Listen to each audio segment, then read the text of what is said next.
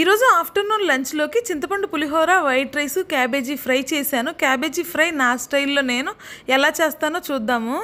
చింతపండు పులిహోర recipe already మన ఛానల్లో ఉంది, ఎవరికైనా ఇంట్రెస్ట్ ఉంటే చూడండి. క్యాబేజీ ఫ్రై కోసం ఫస్ట్ అయితే ప్యాన్ పెట్టుకొని ఆయిల్ వేసుకోవాలి. ఆయిల్ హీట్ అయిన తర్వాత ఎండుమిర్చి, తాలింపు గింజలు, కొంచెం కరివేపాకు యాడ్ చేసుకొని అవి ఫ్రై అయిన తర్వాత ముందుగా సన్నగా కట్ చేసి పెట్టుకున్న క్యాబేజీ ముక్కలు అయితే వేసుకోవాలి. ఇది రైనీ సీజన్ కాబట్టి క్యాబేజ్ కట్ చేసేటప్పుడు కొంచెం చూసుకొని కట్ చేయండి, లేదంటే వెజ్తో పాటు నాన్ వెజ్ కూడా తినాల్సి ఉంటుంది.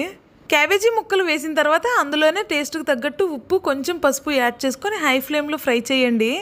ఉప్పు వేయడం వల్ల క్యాబేజీలో ఉండే వాటర్ మొత్తం రిలీజ్ అయ్యి క్యాబేజీ ఉడుకుతుంది, ఆ తర్వాత ఫ్రై అవుతుంది. ఇంకేమి యాడ్ చేయాల్సిన అవసరం లేదు. మంటని హై ఫ్లేమ్లో పెట్టుకొని మీకు కావాల్సిన స్టేజ్ వరకు క్యాబేజీని అయితే ఫ్రై చేసుకోండి. క్రిస్పీగా కావాలంటే క్రిస్పీగా, లేదంటే కొంచెం నార్మల్గా.